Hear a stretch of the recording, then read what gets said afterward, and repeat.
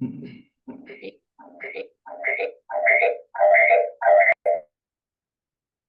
bit of there. I think that's better.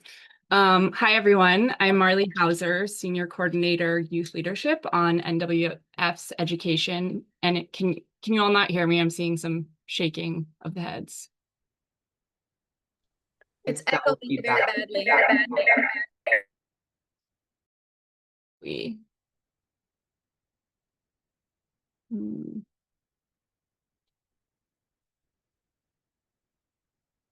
Okay, is that any better?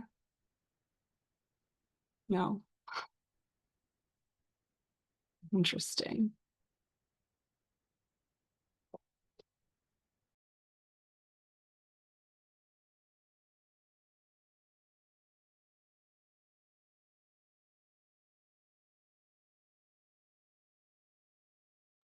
Okay, any better now? Still not. Is it? And how about for our attendees? It looks like I can hear you find some other panelists echo. Sarah, do you mind coming off mute and just saying something?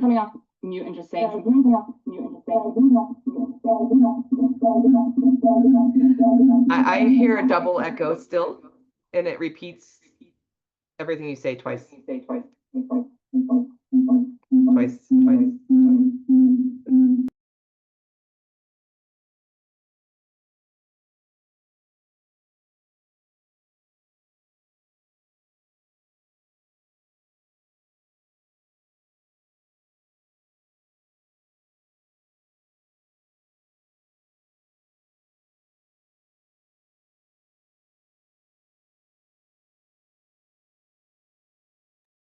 Do I echo as well?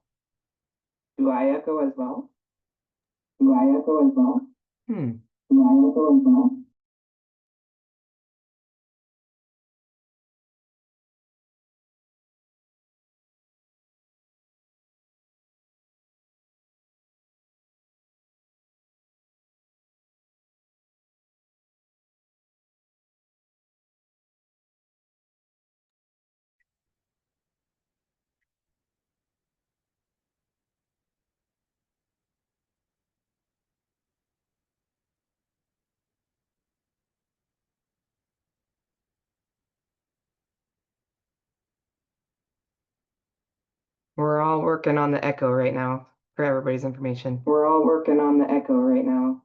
Okay, how are we now?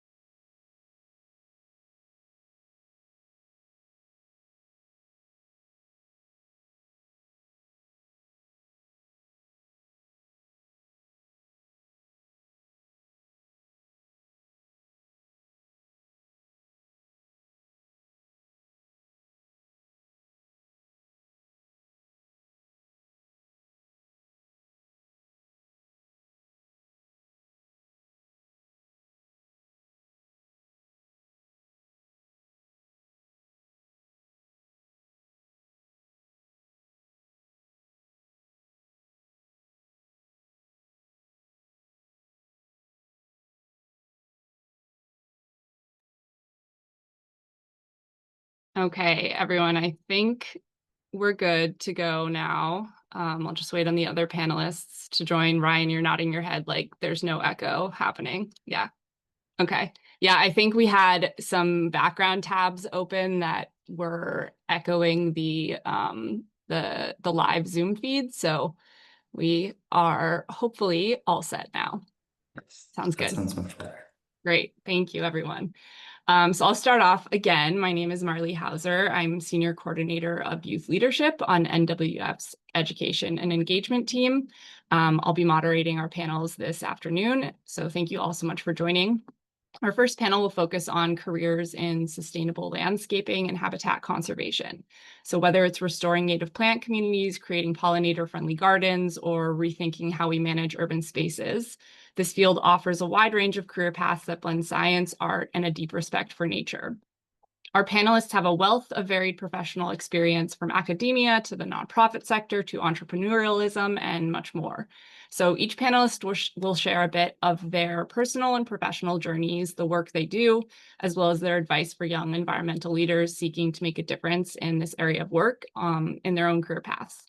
And after each panelist introduces themselves, we'll jump into the Q&A section of the event. So please feel free to submit any questions you have as they're presenting, and we'll ask as many of those questions as we can in the time that we have today. So I'd like to start off by introducing Sarah Williams. Sarah Williams, ASLA, PLA, CPSI, is a Senior Director of Habitat Design and Planning at the National Wildlife Federation. She is passionate about creating outdoor environments that promote people of all ages, outdoors, and nature. She has over 15 years experience designing and delivering innovative and environmentally focused landscapes with wellness and nature in mind. She is passionate about the creation of spaces to connect all ages to nature, where we work, live, and play every day. She specializes in the use of native planting design, nature play space design, and placemaking that support both people and wildlife. Her designs foster resilience, encourage biodiversity, education, and the creation of long-lasting, meaningful experiences for all who interact with spaces, both human and non-human alike. So Sarah, thank you so much for joining us today. If you wouldn't mind, could you share a bit more about your background and career journey? I think you have some slides. Perfect. Now, can you hear me too? Yes, we're good to go, at least on my end. Perfect. Thank you guys for inviting me and letting me speak today. I am just going to share some slides because I have focused my career on landscape architecture and urban and regional planning. And landscape architecture is very visual. It has beautiful pictures, and my love for it is very large. Landscape architecture is a very broad topic, so I just wanted to throw a few photos in on what I do. So landscape architecture is making healthy, beautiful, and resilient places for all, right? And the main thing that landscape architects do is they work together with multiple people for analyzing, planning, designing, and nurturing built and natural environments. A lot of different areas about that, but I'm going to quickly scroll just about me. About me. I was raised in Colorado, so I have this lovely background. I got lucky to have that. And I have two young kids, and I always love to play outside. I have a beautiful backdrop, usually of the mountains, right? But not everybody has that. So I like to build spaces for everybody to get fun ways to go outside all the time, even in your backyards, even where you live, where you're locally at. So you can kind of see the picture. One of my kids is jumping in leaf piles, right? That's nature and landscape all in one shot, and another is just watering some of my plants. So, and then me playing in the water when I was growing up. So, landscape architecture, the practices of designing the outdoor environments. You could see some beautiful images on this screen right now, I bet. Some of these you know probably pretty well. They're pretty well-known landscape architect sites. But basically, usually even every little touch of piece of land that you see, a landscape architect or a garden design or landscape designer has thought about and touched. So to the left, you're seeing Central Park in New York City, right? Huge spaces. To the right of that, in the purple, you see in Chicago, this is the Laurie Gardens. And down on the bottom left is Versailles in France. So the landscape architecture basically is the interface of nature and culture and science all kind of combined to make the care and maintenance of ecological systems come together. The really exciting thing about the right picture I just wanted to share is this is actually a rooftop. It's over a rooftop parking deck and structure. It's a rooftop garden. So which, you know, that goes into a lot of thinking and a lot of ways to make that for people and wildlife and pollinators and everything to exist in the middle of the city. Same with Central Park. They carved this space out way back in the day to have this park and this nature area and this health and wellness benefit for the city. And so this goes into a few things, landscape architecture as well as urban and regional planning. I'm going to go quickly. Another site, a really well-known site that you see a lot of landscape architecture items happening. This is the High Line in Manhattan. This used to be a overhead railroad structure. You could kind of see the rail tracks in here, that they made it this big natural walking elevated park. And people come all over the world to see this now. James Corner Field Operations is the landscape architecture group that worked with this, but they worked with a ton of different individuals to make this happen, right? You have the engineers and the structural engineers and the civil engineers that work with water and work with structures to keep them held up. And you have the different ecologists and the plant pollinators and all the different specialists with this. So this is not, and then you have art installations, right? You're looking at tons of different thinking and processes all put into just one giant space. So as a landscape architect, you get trained on all these fun thinkings and processes and working cross-disciplinary with architects, engineers, with landscapes, with horticulturalists, with ecologists, all sorts of things. Landscape architecture is also very creative field. You get to design with your hands, with 3D renderings, with computers, with all sorts of technology. So school and career paths with this. Bachelor's degrees, 4 to 5 years, accredited universities, internships, externships, licensure processes. I am licensed. That's what the PLA stands for in Colorado and Wyoming. Just like an engineer has a PE license, this also has a licensure accreditation to it. And then as a planner, you could get an AICP license as well. Excuse me, I'm getting over a cold, so sorry about that. The tools that we use, your brain, as fun and creative as they could be. Hand sketches. Down to the right here is a hand sketch, right? And it's pretty, it's beautiful, it's colors, it's renders. It's like going back maybe into preschool and kindergarten where you get a color, right? How fun is that? I get to color and draw all day long. So if you have some of that abilities, they also have computer aided rendering and 3D softwares, right? Adobe, project management skills, Bluebeam, GIS, geographic information systems, and mapping systems, and all sorts of things. So landscape architects use all sorts of things. The image to the left here is AutoCAD, which is computer aided design drafting. This is kind of the norm today, but I still use my hand graphics all the time. What I do specifically here at NWF, I work on fun fact sheets. I work on food gardens. I work on education and consulting. Pollinator, monarch gardens. I get to design these for individuals to go install, and it's really fun. I work with native plants all the time. And then I get to work on nature play spaces. We have a partnership with a developer called Taylor Morrison, who develops across the US with homes. And they want to make sure that each of their home sites has a pollinator monarch garden in them, so that nature is around them and around their individuals who are residents who are going to be living there. So we have over 130 monarch gardens in these sites, and we certify natural open spaces and we create nature play spaces.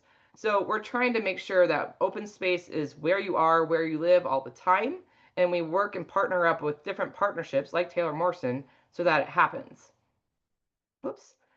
Some examples of fun things I do real fast. I get to draw nature play spaces, right?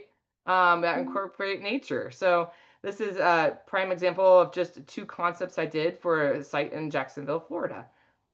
And then we provide some imagery and suggestions, and then they go back and tell us yes, no, and then we revise it again. Landscape architecture is not linear in form. It's very circular. We go back and forth a lot. So, and then here's some examples of some of the nature play spaces that are built with Taylor Morrison that someone could come from their house and go play on. And how fun is this? This picture to the right is a bird nest. It's supposed to look like a bird nest, right? And playing with wood, playing with water, playing with rivers, rocks. The monarch garden right here in the background in this middle photo. So that was a quick, very fast introduction of landscape architecture. But landscape architecture, it could range from really, really large scale sites like you saw in the very first slides, all the way down to the nitty gritty, just destination parks. So it has a large range. It has lots of opportunities. It combines art, science, history, kind of technology, education, and project management all in one. So I recommend checking it out if it's something that interests you. Feel free again to contact me and we could talk about it even further. Thank you, Marley. I'll kick it back. Thank you, Sarah. All right. And so next we'll hear from Ryan Drake. Ryan Drake is the McCausland Natural Areas Manager at the Morris Arboretum and Gardens of the University of Pennsylvania, where he manages 110 acres of diverse habitats and conducts research. He's also currently a master's candidate at the Weitzman School of Design at the University of Pennsylvania in city and regional planning, land use and environmental planning with an emphasis on historic preservation. Previously, he served as ecological horticulturist at the Greater Des Moines Botanical Garden, designing and implementing ecological gardens. He is originally from Wisconsin, where he received his undergraduate degree from the University of Wisconsin-Madison in community and environmental sociology with an emphasis in conservation biology. Connecting plants, people, and ecology has long been his interest and pursuit in blending the natural environment and cultural landscapes. So Ryan, could you share a bit of your own background, your career path to date? Yeah, absolutely. And I know that the bios are always strange. It's a lot of words. But can you see that okay? You're good. Yep. Yeah, It's not in okay. presentation mode, but There you go. there we are. Awesome. Well, thank you so much for having me. It's been great to hear a little bit more and hear the panelists as the keynote speaker as well. So again, my name is Ryan Drake. I'm currently based in Philadelphia. So I get to manage streams and wetlands and all sorts of fun stuff that we can get into at the Morris Arboretum really briefly. But I am still choosing my career path. So hopefully that can be kind of helpful in the way that, you never really are set in degrees or those kinds of things. And you can always transition into many different aspects of landscape. So the Morris Arboretum and Gardens is located in the city of Philadelphia, so we're very urban based. But we encompass a lot of various issues that I get to manage on the day-to-day, which is really quite interesting. So everything from floodplain management, as we have our wetlands and streams, and we are in a floodplain, so it's naturally supposed to flood. So working on restoring that function of the floodplain is really, really helpful and important, especially in urban environments where we have a lot of stormwater issues and flooding events. So this is a photo of our functioning floodplain. So on the left there, that's what it's supposed to do and soak up a lot of that stormwater. And then on the left, I was apparently thinking about something very deeply. We were over in the Atlantic coastal plain doing some floodplain management where they're raising houses and creating other strategies for floodplain management and stormwater issues on the coast. So the work in natural areas management can be really diverse, both in thinking about plants and landscape, but also how that landscape interacts with the surrounding larger landscapes as well. But then also the nitty-gritty details of the day-to-day of land management, right? So we're still doing a lot of invasive species removal and afforestation, so reforesting areas in various techniques and species of plants. You see in the tractor seeding a lot of meadows and managing meadows for wildlife, whether that's strip mowing techniques, for example, that we might be able to create habitat corridors and managing diverse sections for various types of wildlife. As part of the University of Pennsylvania too, we do a lot of research and outreach throughout various universities here in Philadelphia. So, we have students who come and do storm or water testing, water quality testing for diatoms and streams. Right now, some Penn Vet students are studying canines and have set up camera traps throughout our natural areas, looking at the urban wildlife interface with people. So there's various projects and partnerships happening all the time. And that's a huge part of my job, I would say. And you've probably heard it a few times today, where partnerships are incredibly important to the work of biodiversity and planning and design and all of those kinds of things as well. One of the partnerships that we do, I'm really interested in native bees. So we partner with Penn State's Department of Entomology, studying the native bees of Pennsylvania, and this goes into our checklist of native bees. So that's another partnership. And I'm not an entomologist by training, but it was something I was really interested in undergrad. And that's actually how I came into the world of public horticulture, was really by accident. I started volunteering at the Arboretum in Madison, Wisconsin. I started volunteering in the herbarium, so working with dried plants. In the botany department, I started volunteering in the entomology department and learning a lot. And then, things led to another, whereas I got an internship, and then that turned into an apprenticeship, and it kind of catapulted me in a more traditional career path in that way. But it was totally by accident in a way. I was just driven by curiosity, thinking about stuff, getting involved, talking to people, and still doing that today. Previously, being in Iowa, I love the prairies and the plant communities around those spaces. So I got to travel through Iowa a lot. So the work as an ecological horticulturist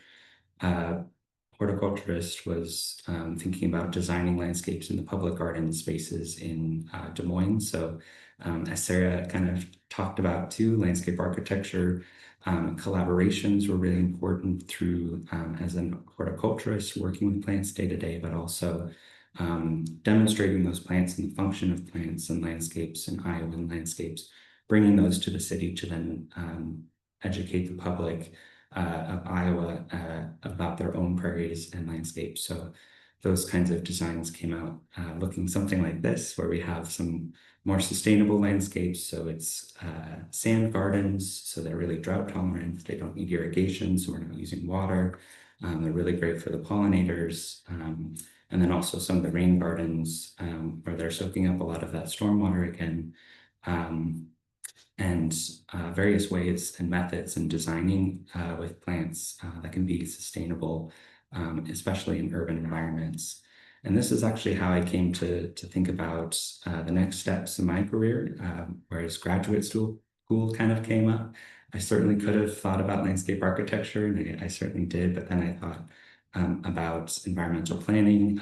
With a lot of this design, it took a lot of various partnerships, talking with city folks, the planners, the water departments, all of these kinds of different aspects. And so I got really curious about city planning and pursued that as another realm. So still deciding what I'm going to be when I grow up as well. But that kind of led me to the Weizmann School of Design, thinking about land use environmental planning. So that can range from literally creating parks and designing trail systems and networks and really, really big scale. So this is a map of a project I did for the Boreas tracts in the Adirondacks. So really large scale wilderness preservation and planning, and what it takes financially, politically, community-based structures, and economic development, especially in rural areas, about really large scale plant conservation and habitat conservation.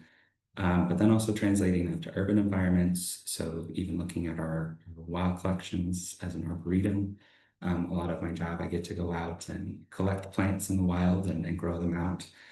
So that could be looking for disease resilience. It could be looking for assisted migration, where we take plants from further south that are going to be more climate adapted for future climates, especially in urban environments. And then also our urban forestry department collaborates with the city of Philadelphia for the Philly tree plan. So looking at both as a planner, turning on the planner head, looking at health risks, heat vulnerability indexes, especially in urban environments, looking at poverty, access to green spaces, so that we can better allocate those resources of tree plantings, park design in communities that need them and can benefit them. So being able to be scalable and collaborative has been really important, and really like the keynote today. talked about community focus and partnerships as making real lasting impacts in landscapes. So that's a whirlwind of the various career trajectories I've taken so far. But again, it's always best to stay curious and observational in the landscape. So there's a whole realm of interventions that you can take in sustainable landscapes, whether that's planning for sustainable landscapes, landscape design, or garden management and land management as well.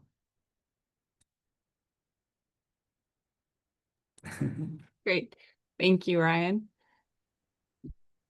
All right, so last but certainly not least, we will hear from Dr. Yara Locker. Dr. Yara Locker is a landscape ecologist with expertise in plant ecology, ecosystem function, land use, and native plant propagation. She's the owner of Seven Bends Nursery, a native plant nursery located in Berryville, Virginia, offering landscape design, consultation, and long-term ecological management planning services. She comes to this role after an academic career focused on ecological conservation and its intersection with management and policy.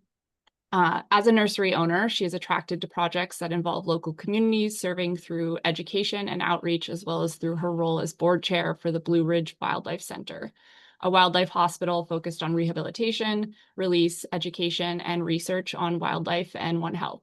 So Dr. Locker, same question as those before you. Could you share a bit about your work and your career path to date? Yes. Hi, can you see the photo up here of the nursery? Yes, we're good. So I'm just going to keep this one photo up. So my name is Dr. Locker. I own Seven Bends Nursery. We are a native species nursery, so we carry 100% straight species, so no cultivated varieties that are bred by people. Our mission includes producing native plants, healthy native plants for the public, education on the importance of native plants, and then finally community building, so bringing people together. I came about this in kind of a roundabout way. I had a dream of this 20 years ago or so when I worked at a garden store, and I realized that I had found my people. And but I decided to pursue an academic track. So I graduated with a degree in botany, moved on with a master's in environmental science and management, and then got a PhD in plant ecology from UC Davis. After that, completed a professional Fulbright in Brazil and moved to Virginia to work at the Smithsonian as a research scientist. I was there about 6 years. I developed an entire program, built a lab, and as many people did during the pandemic, had a reevaluation of what my priorities were and decided to pursue this full time. I had started it as a hobby just for a couple of years, literally selling plants out of the back of my car, and realized the demand was very high for native plants. We do here at the nursery, we grow plants, we have other services. So I also do landscape designs, and I do consultations, which allow me to use my PhD in ecology more thoroughly. So we do short-term, like immediate, small packages for site visits where I visit people's properties, I identify native plants, I identify invasive species, I give feedback on how to prepare for installations for meadows or gardens, all the way to like 70 to 80 page full documents that are more representative of long-term conservation plans, where clients with large properties can use me as a consultant over many, many years to help to develop multiple different types of habitats on their property. This is a good career for somebody. I'm an entrepreneur, so I started this business. I always felt like I had a brain for running a business. And what I've learned is that this type of pursuit is really good for people who are creative, who like lots of different things, who are good with numbers, who are good with communicating. It's great for the neurodivergent. There's a reason why a lot of entrepreneurs are neurodivergent. I always joke that working at the nursery is perfect for somebody with ADD because you can just bounce around and anything that you do is going to be productive in the end.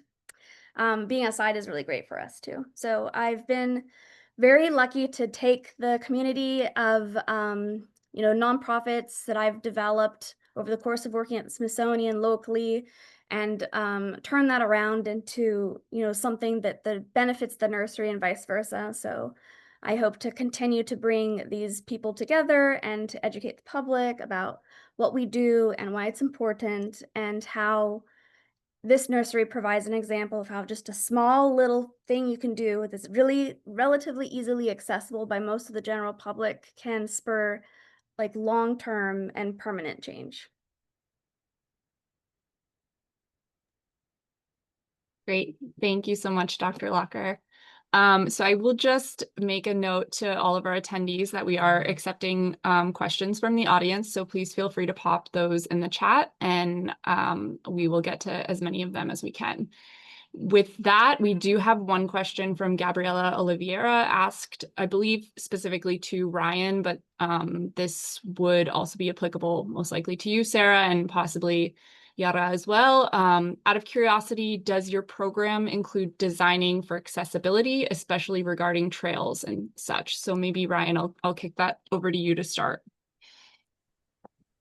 Yeah, absolutely. Accessibility is a huge aspect of planning, both if you're working, like here we have a nonprofit that's Wissahickon Trails, so they're always looking towards trail planning and maintenance and installation towards accessibility.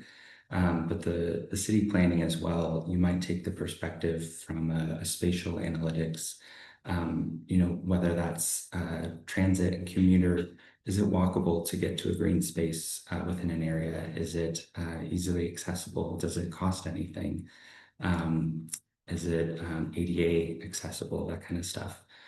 So we look at a lot of various spatial analytics and different methodologies that you can use to basically calculate how you can better allocate resources for accessibility in so many terms of what that word means. I don't have as much to add because that was a great response, but every nature play space and every playground I get to work on, as well as Monarch Gardens, we always think of as accessibility. We work with the civil engineers as well to make sure that the grading and the routes are correct in size and shapes and all the requirements. So yes, everything, especially with nature play space and just regular playground design, is always thought about for inclusive design for all. It is very, very important that everybody's accessible and allowed to come in to play and have a good time. So, and when we think about that too, I don't just mean the young ages, I also mean the older individuals too, that bring their grandkids to the park and things like that. So all is welcome, and we definitely use that all the time. And we learn about it in schools for sure, and we have codes we have to follow. The city has codes they will follow when required to. So it is a very big discussion within our fields.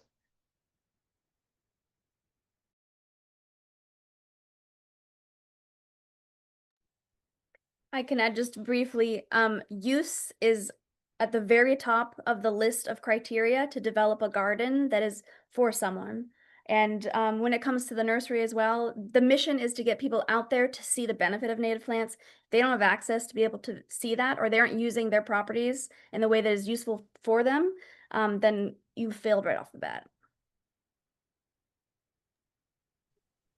Great point. I would also add a lot of nonprofits try various innovations for accessibility too, whether that's like if there's a financial hindrance to accessing a green space or a national park or something like that. A lot of nonprofits are stepping up to get like library cards basically for admittance or those kinds of different programs like that too that can always add accessibility. So there's innovations in many different aspects of that question. But it's such a good question. We should always be thinking about that.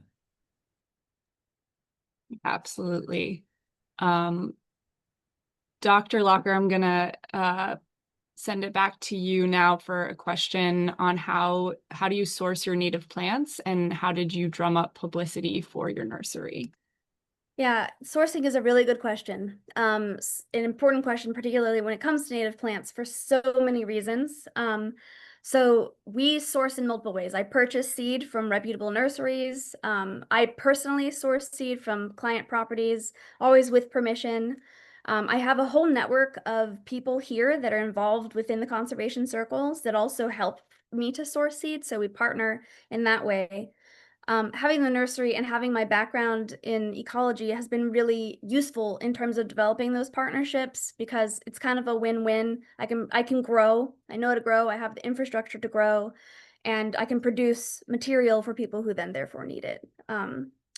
So the second question here is, how did I drum up publicity? I've spent, I've been here for about a decade, and part of my job as a program lead for the position I had at the Smithsonian was to be very much integrated into the community.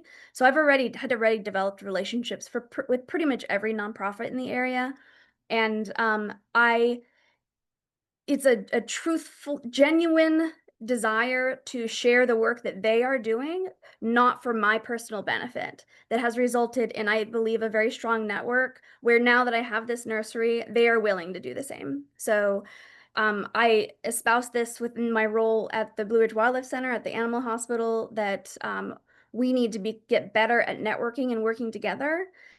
Funding and granting opportunities are lessening, and it's my belief that moving forward, nonprofits, in order for them to be successful with receiving these grants, are going to need to be approaching these funding resources with groups, with collaborations. So it's a huge part of what I find important, and I think that people see that I'm genuine, and then from that they are willing to share what it is that we do, a private enterprise, because what we do is important in supporting what they do as well. Thank you for that answer. I think we are hearing that increasingly, the need for collaboration over what historically may have been competition for funding, per se. So Christine Tristani noted that they are wrapping up a master's degree with CSU's Fish, Wildlife, and Conservation Bio program, and think a lot about infrastructure and urban landscapes, or those where humans and wildlife come into contact. Is this something that landscape architecture work can address? And I'll just open that up to any of you. Yes. Sorry. Perfect. No, that's go Rams. Also, if that's the CSU I'm thinking of.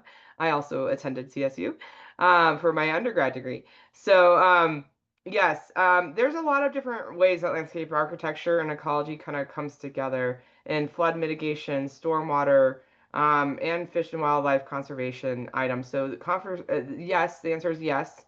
There's also conservation planning and conservation kind of stakes on that end too, which we actually at the National Wildlife Federation work with quite a bit too. So the answer is there's a lot of venues and a lot of doors that you could either partner with a landscape architect to help with the design, and there's also the planning side, working with the planners to help with it. So I think there's a lot of different venues and ways to go about it. And there's not one perfect example at all, as Ryan will say, and as I will say, even I've gone a few different ways with the career path. So it is very much, you could go many directions. I would say keep what your passion is though, because that really helps you thrive in what you do.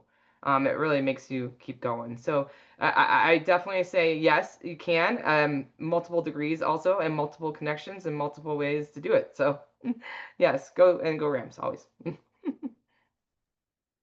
I'd also say go Rams. My sister went there, and my family lives in that area. That's also the same at CSU. But yeah, I would echo that there's so many avenues to doing that, especially in urban environments. But also even thinking about rural environments and the planning it takes for those things too, like farmland preservation and how we implement stream buffers and agricultural runoff, and all of those connections to the city as well. Because even the landscape that I manage here, we have 64 miles of watershed above us, and then we're still contributing below us. So the scalability of it is also another thing that can be so variable. So landscape architecture can address it at really, really large scales with those kinds of planning heads, but also really large scale stream restoration or river corrections or those kinds of things, but also at a smaller scale, whether that's rain gardens and stormwater management at the neighborhood scale. So I think thinking about scalability and again, those collaborations at various points in those interventions is really, really helpful in implementing some of that work as well.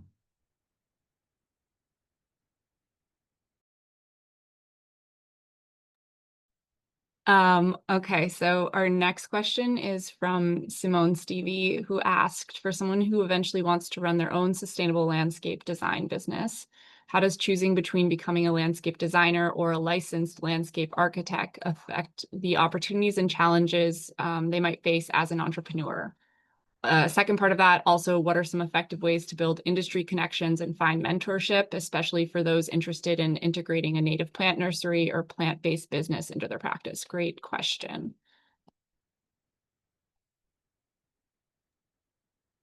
I might be a help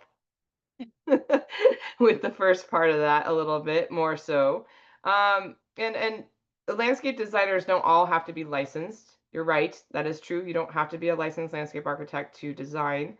But I will say this as a licensed landscape architect and plugging a little bit of why it is a benefit.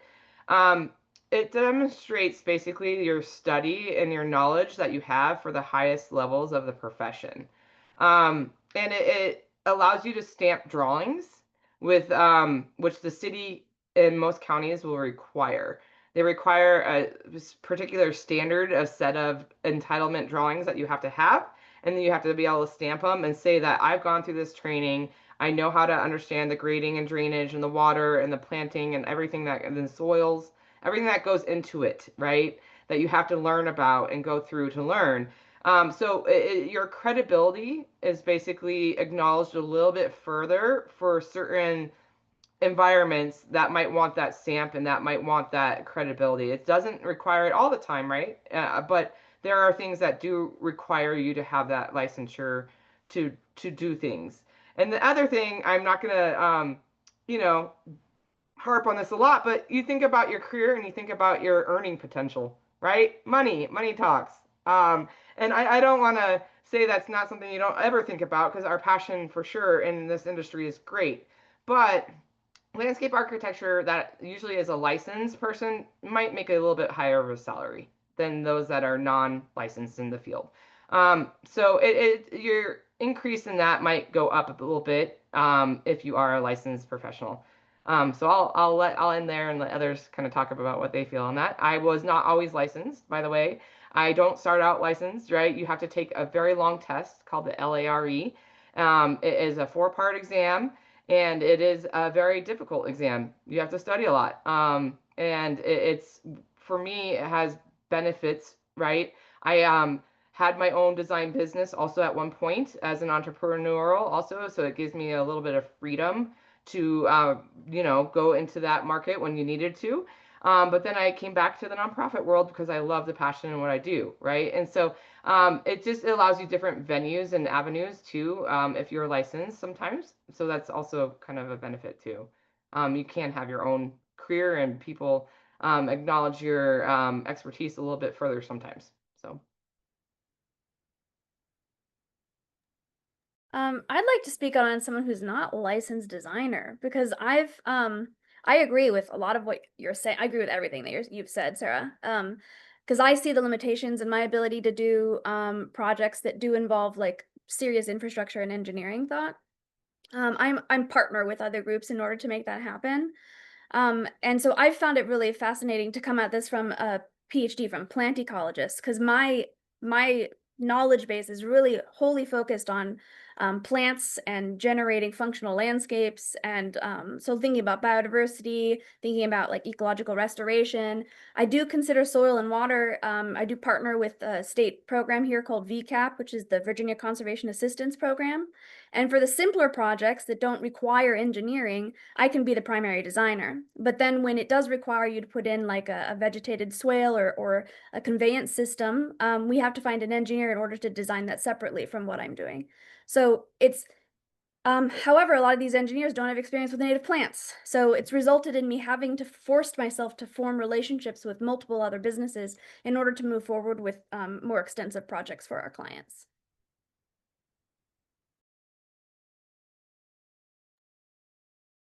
And I would echo that as well. Like the Des Moines project and the planting designs, I'm certainly not a landscape architect or licensed in that way either. I was a horticulturist at the time. But it was really like making those collaborations and bringing, the experiences of being in those wild spaces and the plants and observation from those plant communities and their function that really helped serve the design and the end result of that in collaboration with our landscape architecture firm and our master planning committee for the garden. So I think having that plant background and being observational is really helpful. And it was also very intentional for me to be working as a land manager and continue to work and study ecologies while also doing the design, implementation, and planning aspects because they are so reflexive, and learning the languages of the various aspects of it. That was the biggest lesson I think I took away from Des Moines, because now all of a sudden I need to speak, a contractor's language. I need to speak an engineer's perspective. I need to speak a city planner's perspective. So in the ways that I've been interdisciplinary, it's been learning all of those different languages so that we could be better communicators and come together for a better end intervention in the landscape as well. So I think learning all of those different languages is really, really important. Thank you all. I just want to make sure we get to all of the questions, but if anyone wants to sort of add any additional thoughts on the second part of this question with regards to effective ways to build industry connections and find mentorship, I think in general, that is an important question to ask, and in particular, that latter part in terms of finding mentorship and making those connections. So before we move on to the next one, I just wanted to give anyone the opportunity to add anything for that as well. I could certainly start, because I would not be where I am today without mentors and people I could lean into. Again, I was intentional about seeking mentors in various aspects of landscape, whether that was a plant ecologist or botanist or a director of a botanic garden, to be able to ask all of those different questions. And that was something that I either did just kind of boldly and reached out and said, hey, I have some questions. I'd love to learn more perspectives from what your position does, those kinds of things. And especially in the world of landscapes and gardens and public horticulture, people are generally very, inclusive and willing to help in that regard. But there's also other programs, especially like the Perennial Plant Association. There's networking events for those kinds of things, and usually there's student scholarships that can help go to those events to be able to network, and doing the same thing of just kind of walking up to people and saying, hey, I really liked this, and this, would love to pick your brain a little bit more. And then there's other like programs like the American Public Garden Association has specific mentor matching programs. So there's more formal ways of doing it as well. But again, I would not be here without mentors. So mentorship, I think, is a really important thing in any career. And in this career and in sustainable landscapes, I've always found that whoever I reach out to, they're more than willing to talk. So I encourage you to do that. Yes. You can't wait for things to come to you. You have to go and find the people. You need to go knock on their door. If they don't respond, you need to find them, find a way to communicate with people.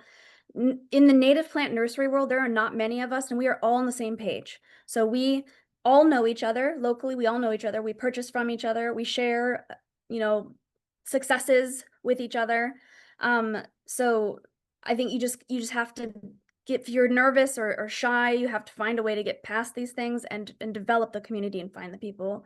There's nursery and landscape associations, there's conferences and industry meets and stuff like that are also very helpful. But even if you can't just go to them, you've got to show up at the happy hour. You don't have to drink, but you have to stick yourself into 5 people talking in a circle and figure out what it is they're talking about. And if there's something that you want to be involved with, there's no replacement for just putting yourself out there.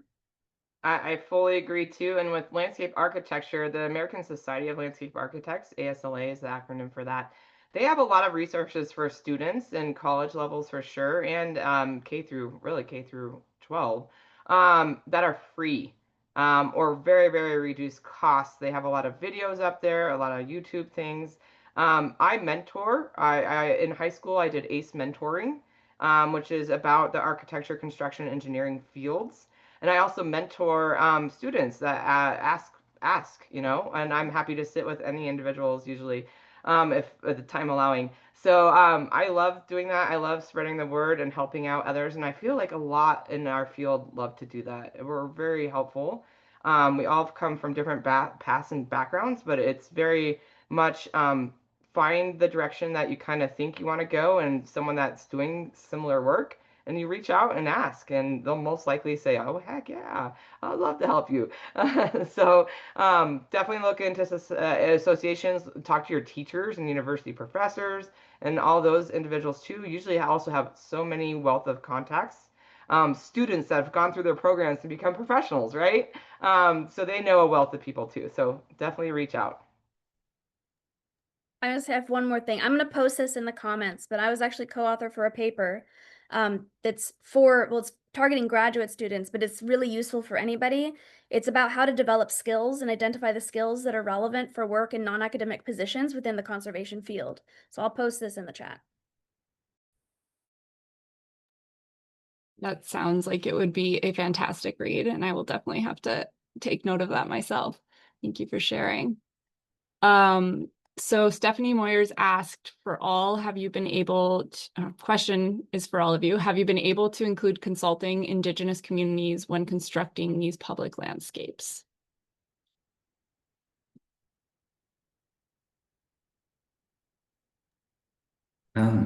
We have been working with the Lenni Lenape, is the land owners, or not owners, but we're here on the land of Morris before Morris was here. And we've been reaching out and talking with folks there, and actually even just interpretation and a lot of our education department is fabulous in collaborating as well, to bring them to teach and share stories. They've talked at our symposiums to give different perspectives of the landscape. And then also even just interpretation through the wetlands and a lot of our native plants, what is the Lenni Lenape name for those things and stories behind them. So we've been doing audio tours and these oral histories of landscapes, and trying to tell those stories to our audience and public here, and kind of bringing them in as decision makers, when we do restoration work and stream restorations coming up. Again, kind of like the keynote addressed, if you have a seat at the table, you need to start bringing people in. So in various little ways, we've been able to do that, and hope to keep doing that going forward, especially as we get more funding for future restoration projects. And I could say a little bit for landscape architecture in general. We definitely try to partner with the tribal partnerships. Different cities will reach out also on projects. I've worked on a few where we reached out to our local kind of tribal partnership items and basically worked with them to design the spaces perfectly around what their needs would be, and asking about them, like a drum circle, for example, and where to put it in a housing unit that has multiple houses and multiple people living there, and where is it going to be too loud for residents and not too loud, and where the spaces, do they need to view it from the west in the morning or the evening, and different, like even for us, we had a community garden in this location that I'm talking about, and we talked about making sure we brought in native seed from back in the times that they collected and used. So it is very much a partnership, working with them. I know in Colorado, I know in my own community, right? The city of Arvada is working on a park that it's called Gold Strike Park and Little Raven Park, that they've been working with the Arapaho and Cheyenne tribes to collaborate on the park development itself. And then even in NWF, I'm not going to speak specifically towards this, but we have a tribal partnership here that we work with the different tribes. So yes, it is a very much, we try to collaborate as much as we possibly can to get all that knowledge and what they need and how to collaborate and how to restore and all the things. So.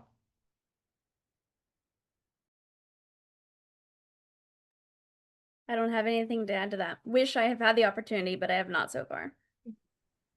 Thank you, Stephanie, for that question. It's an important one to ask. Okay, so Megan Hewitt asked, what were your first jobs out of your post-grad programs? Megan notes that they're working on their master's in biological science with a concentration in ecology. And I think as we keep hearing over and over again from lots of folks right now, the job market is very scary. So that question is for all of you. What were your first jobs out of your post-grad programs? Okay. Sorry. Yeah, I love this question. I mentor students still. I started taking internships during my PhD, and I've learned a lot doing this now for about 15, 17 years of mentoring students coming out of university and trying to get jobs in conservation. I would say this is really related to the responses that were given in previous questions. To make sure that you're putting yourself out there.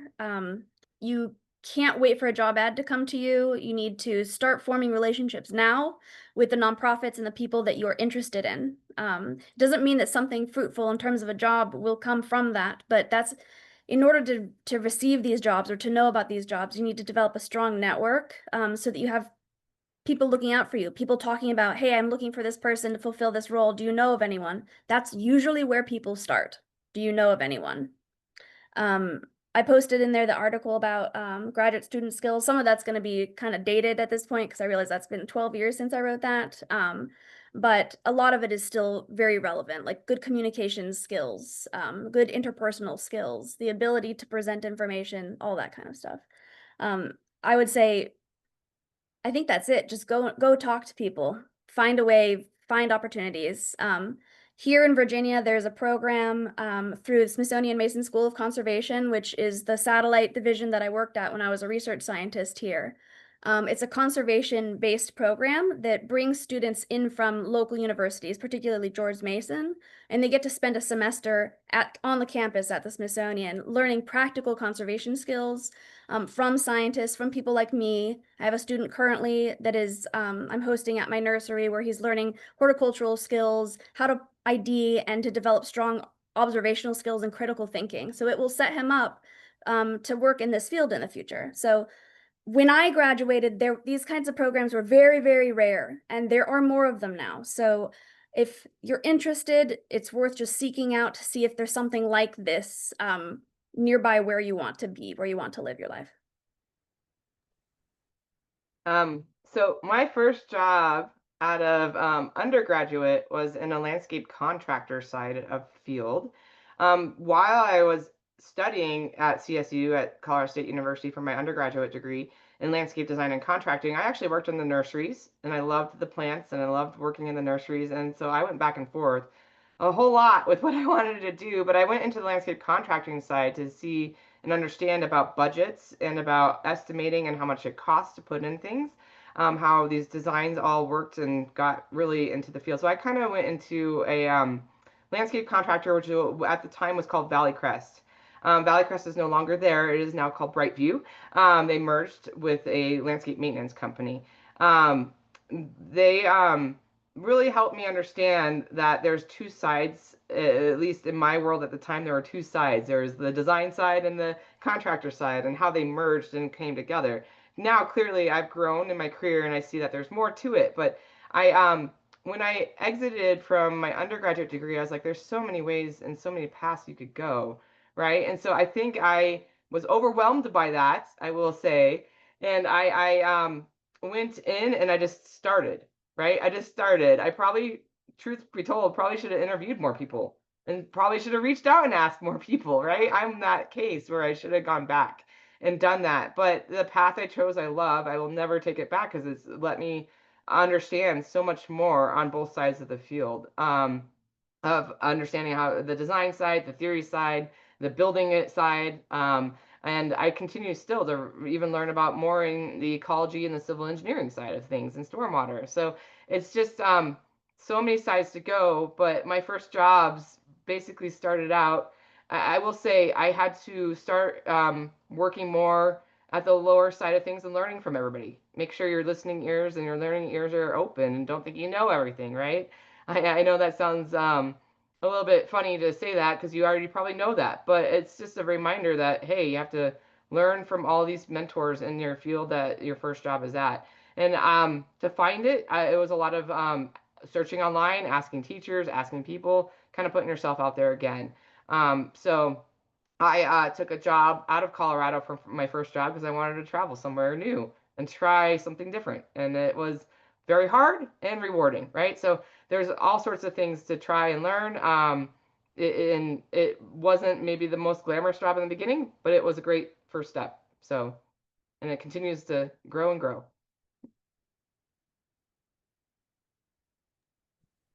Yeah, I don't know if I have much to add because I'm in the same boat. I'm not post-grad program yet.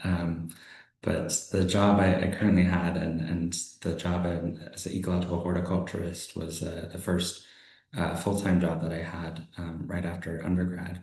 And honestly, that kind of came about through a mentor actually based in Colorado, Sarah's Mike. But they had been kind of talking and they're like, hey, there's a job over in Iowa. And I was like, I'm never moving to Iowa, even though I'm from the Midwest. You know, I was a little biased and honestly, it was one of the best things I ever did because it was a stable job, but also I really fell in love with the prairie landscapes and the communities around them. And all of those kinds of things. And it led to be able to do what I'm doing now. So even though I was a little nervous about taking that job, I really appreciated it in the end. And it was always kind of even a stepping stone position, right? So like you kind of got to learn the nitty gritties of things and still kind of work on making connections and that kind of stuff. But then it also might surprise you what you end up into. And I still love the prairies and I go back just about every year. So I did really appreciate that, but I'm also in the same boat as far as post-grad. I'm still trying to decide what I want to do when I grow up. I also forgot to add, I always keep my eyes and ears open to jobs. Always, even though I have one, I still do because I came through the time period of the recession where a lot of our market lost our jobs because of what was happening around basically the US and the world. But and so I never not talk to people. And I also do that partly because I have friends who might be looking for jobs and just want to hear what is out there for them. So it's always one of those I always kind of just think about what's going on. I always just keep my head around and hear and listen to what others are hearing and doing and salaries, markets, people. It's just always nice to know what's going on. So, and because there are times where you ebb and flow in the field and things might not always be as abundant and available as it is right now. So, or as it was. So, it's one of those where you just have to kind of keep your ears always available and know that your trajectory changes and over time. What I thought I might be doing out of my career coming in the beginning is not probably what I'm doing today. So it does change, and you have to be flexible about that and still keep your head into what your main focus and love is and your passion is. Thanks, Sarah and everyone else. We've got about 10 minutes left. I think that means we likely have time for 2 questions, but we have more than 2 questions. So I'm going to ask of our 3 panelists while others are responding, if you could kindly, this is one of the questions we got, if you could kindly share with us, connect us to scholarship opportunities. So if there are any scholarship funding opportunities that you know about, if you could pop that in the chat for now. I think that's also more helpful for folks to be able to refer to the link, anything that comes to mind. But then I'd like to also ask the question, are you all open for collaboration, and are you willing to guide someone who's starting their research journey? And that is open to all of you. I'm always open. Yes. On mine for collaboration and helping. So definitely feel free to reach out. Yeah, we're certainly always open for collaboration, especially in research. You know, we have various projects going on all the time, especially in the natural areas here at work, but also always open to help and you know, be a mentor in that realm as well. Because the other thing, kind of going back to the last question, you know, even having an apprenticeship right after undergrad or even graduate school is really helpful. So, you know, I have apprentices here, and then I'm always looking at, you know, what jobs are available out there and helping them seek out or connect with folks in that capacity. So certainly always open to collaborations and research as well. Yeah, same. Great. I think the consensus there is that maybe 9 times out of 10, if not 10 times out of 10, people are usually willing to help and mentor and assist and connect with you. At least that is what I've always heard within this field, especially. Okay, so this is I think, really important question with regards to transitioning career paths. Do you see a potential career path for someone like me? This is from Gabriela Oliveira, who does not have that environment or science study background. Gabriela has their master's in business branding, currently works in UX, product design and research, lots of digital skills, but wants to pivot to something that aligns more with their interests, passions, while leveraging their training and skill sets. But ever since COVID, they've been immersing themselves in nature and learning.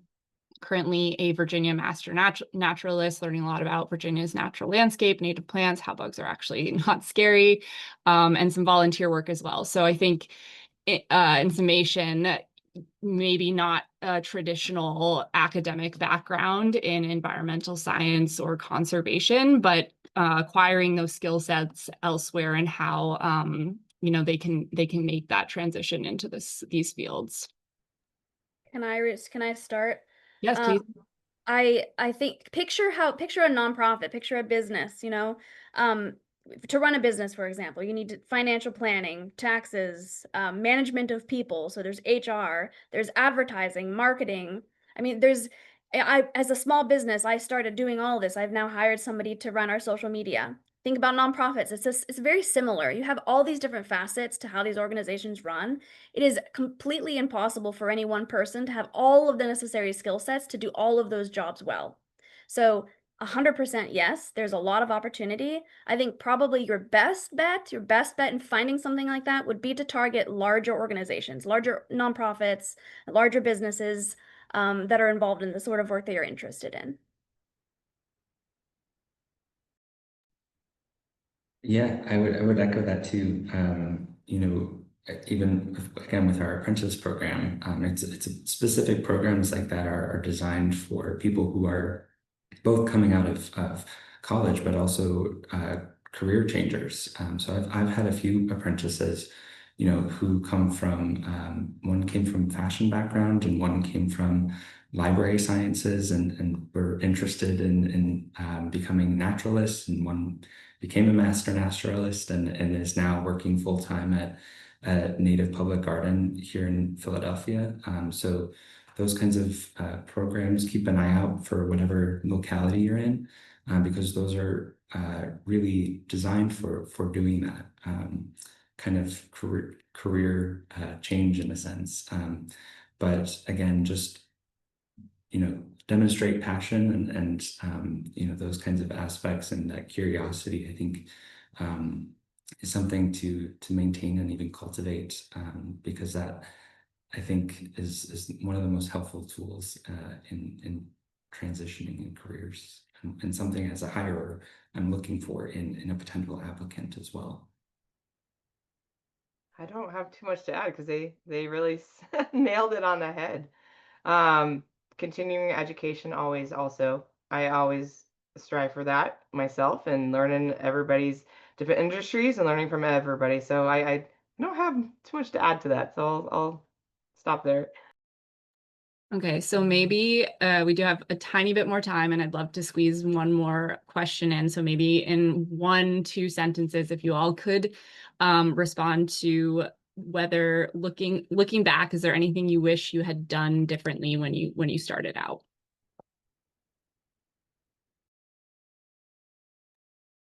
I wish I'd taken more business classes, actually. I found that landscape architecture, although it has great on a lot of the science bases and plant knowledge and ecology, um, you also have to do a lot of sales and project management, right? Of the timing and budgets and understanding um, all the business aspects as well. And so it's not always all entrepreneurial skills, right? But there are some business management classes I think would have been very helpful to have had, not only in landscape architecture but just in general in life. Um, and communication is another one. Always communication classes, project management classes, accounting, understanding finances, and accounting is just useful knowledge that you could transfer to any career, kind of across the spectrum. So it would have been good to have understood that a little bit further along, back, to take it sooner than going back and trying to find it. So that was probably what I would have added on that. Yeah, the finances was probably the hardest thing for me to overcome, to figure out, because I did not understand. There's a whole other language there that I did not understand. So it was a very steep learning curve. For someone who's done a lot of learning in their life, it was really hard.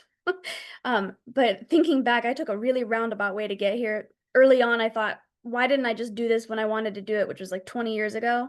But I would never have developed the relationships. I would have developed all these interpersonal skills, all this interdisciplinary skills through all of my training and connections I've made with people. So it comes back around to, it's really what you kind of make of it, I think, in a way too.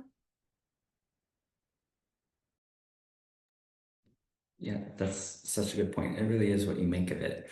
Like, I could look back and be like, why did I do that? But I can also look back and be like, oh, I kind of learned this random skill, or I used that connection at one point. So it's really not